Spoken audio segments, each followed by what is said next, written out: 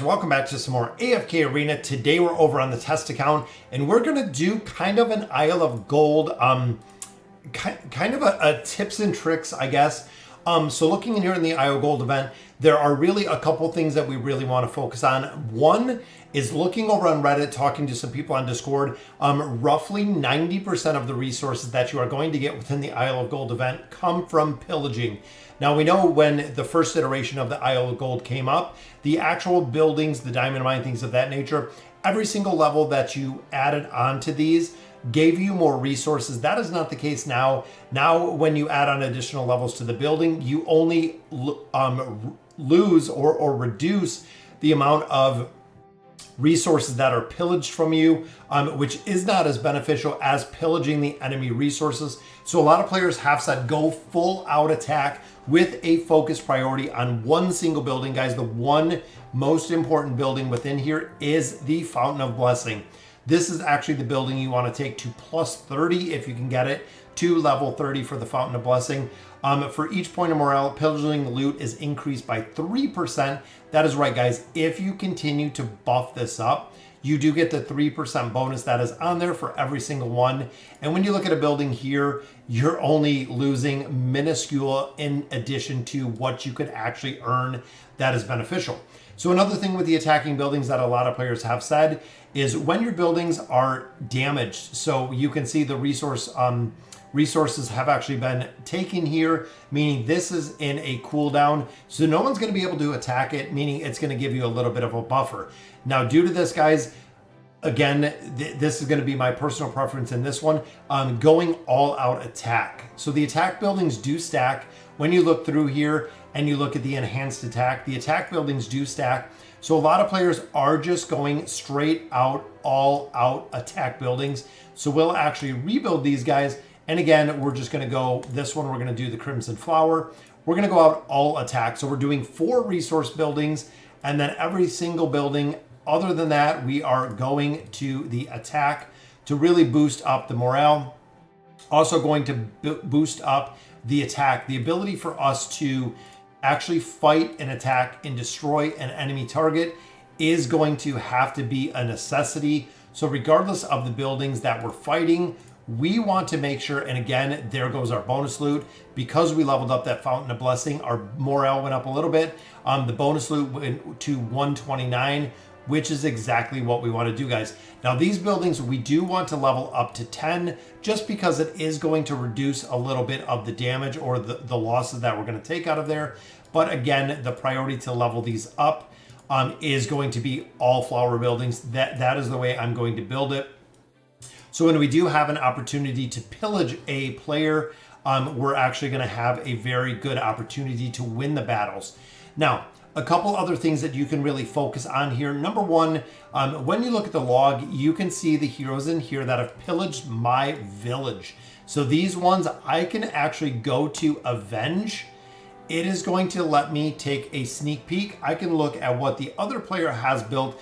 I can also look at what the defenses look like, what the levels look like, everything of that nature before I actually spend my pillage attempts. Now, pillage attempts, you do have 5 times that you can actually reset it. But if you do go through your attack log, even looking here at Cool Beans, we can see we're going to be slowed. But if we get around to the side, we should be able to pillage some pretty good resources.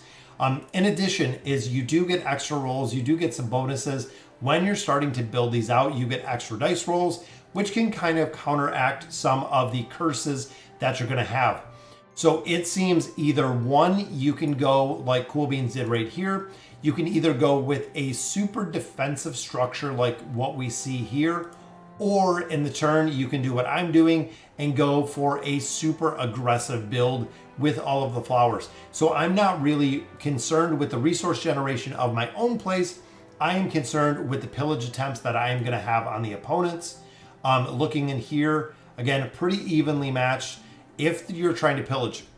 So this really does come into effect much later on the Isle of Gold. Once you get a couple days in, once a player gets a lot of their defenses built up, if you do not have very strong attack, which we're going to have with the flowers, chances of you pillaging a building or pillaging a structure is very, very low if the defenses are built up. And if you take a lot of the debuffs, it is incredibly hard to take some of the pillage attempts. So this one, guys, I'm going to go through here. We have one more looking in here. And again, you can look, you can see what is kind of built in here. You can see who they have defensive. Some of the buildings were 570. This are 276. This one's only 250. It's only elite heroes that you're seeing right here. So this is going to be a relatively easy aisle to pillage. So we're going to choose this one, guys. And we get our 6 rolls, of course, right off the bat. We get a couple of our debuffs. But I'm hoping to pillage, which we got right in there. Now looking here, guys, make sure you know the team you're fighting. So there are a couple of heroes in here, guys, that are super strong, especially if you are fighting like an Iron's team comp. There are, again, a couple heroes that you want to put in here.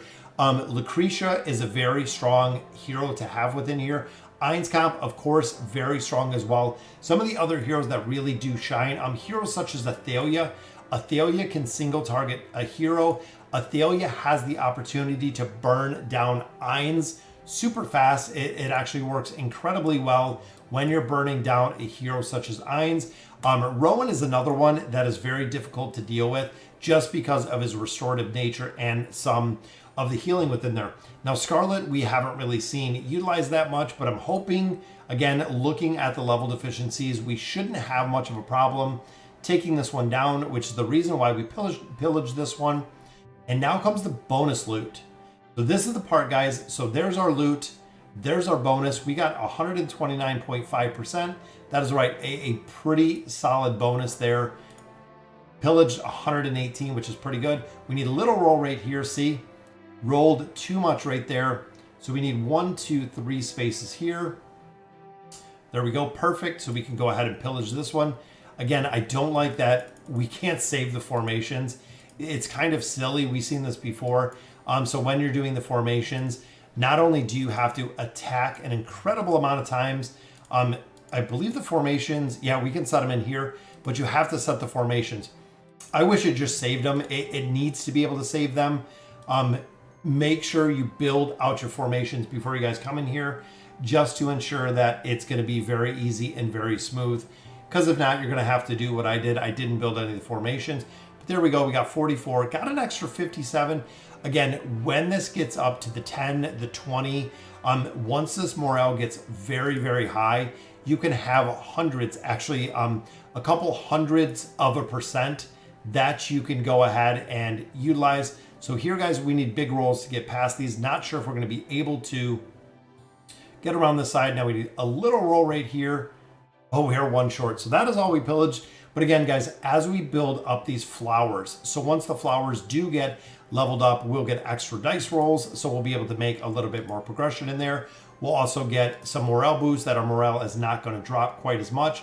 Then, of course, guys, we have the yellow ones, which is going to increase the morale drastically. In addition, all of the flowers give us the bonus attack rating, guys. So as we go through and we do enhance these flowers and level those up, it is going to be much, much higher every single time we do have the opportunity to roll some more dice in here with our focus on the Fountain of Blessing, guys. This is the one that you do want to build more than anyone, and you want to build it faster than anyone. We could go with a strength in a formation, agility, really whatever heroes you are running. We can use strength because we're using double strength. We had Irons in there, we had Lucretia, but we had the same since we had Irons and we had Rowan in there. We had double or the boosted morale with the intelligence-based heroes. Pillage, again, we have 5 refreshes in here, guys. So you can kind of look here, see what you're getting into. 276, it's going to be a much tougher fight in here, but it seems like it's going to be pretty early to try to deal with. So you know what? Even if we lose, guys, right here, we do get a pillage right off the bat, which I like. Lucretia, another hero that is incredibly difficult to deal with in these formations. But I'm hoping building Lucretia ourselves, because we know we're going to get the 5-pull, meaning Iran is going to pull us right in at the beginning, and it is going to pull in everyone. So you want to make sure that some strong targets are going to be pulled in here, including Rowan. Irons, I do not believe will move within this formation. So the 5-pull does not work there with Irons, which we figured. Lucretia burning targets down super fast. But again, our attack rating can overtake the defenses. giving us a bonus of 129%. So we do get the exact same with our 29.5% bonus in there, which is nice. So we need little rolls here, which if we'd have got right in the middle, we could have actually burned out both of those. But again, this one's going to be tough because we have Flora, we have Brutus, meaning Flora is going to be up in the air for a considerable amount of time.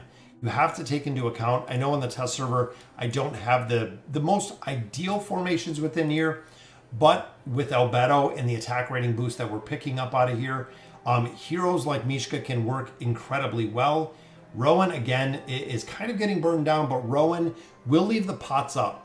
So Rowan will actually have those potions up even after he dies, which means we can still have a little bit of healing when it comes to our heroes. And another win right there, guys. So look at that. That's an incredible amount of 1204. That's a pretty good amount of tokens. We'll get our third pillage in here. And honestly, if they would have put this kind of on the backside, here we have Merlin and we have Rowan.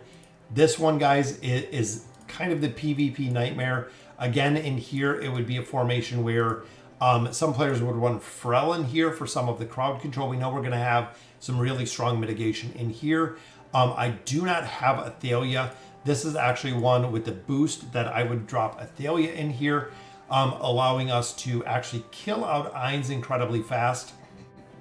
And I'm thinking with the build we have on here, again, we're not going to, this level of Athalia is not going to burn them out, but I'm going to try it. You know what? I will give it a shot. Again, Athalia versus Ainz, super strong. Most of the time, Athalia can burn out Ainz pretty quick in PvP formations. I know here it's not going to be the case because, of course, we don't have Athalia built. But as of right now, guys, it's pretty much ult first. Whoever ults first, you've seen Ainz just ulted first there.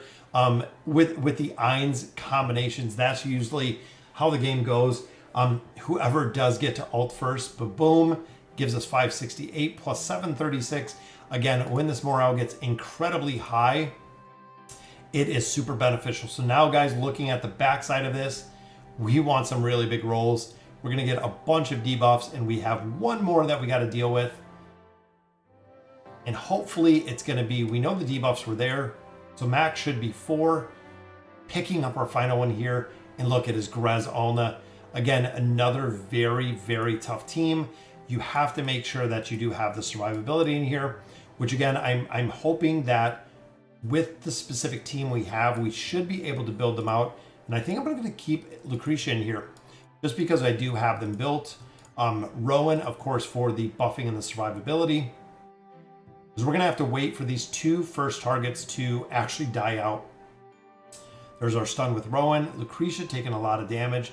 But hopefully Ainz, now we have to wait again for the ults or the immunity to wear off there. Taking the target down, but look at that, guys. 44 plus another 57. That's 100, including the pillage. There's nothing left here to pillage. We maximize the loot out of there. So very, very cool. Finally got this part actually working, which the basic rewards, this is actually still locked. But looking at our resource overview, guys, so looking at the amount that we've earned versus the amount that we pillaged, I'm pretty on par.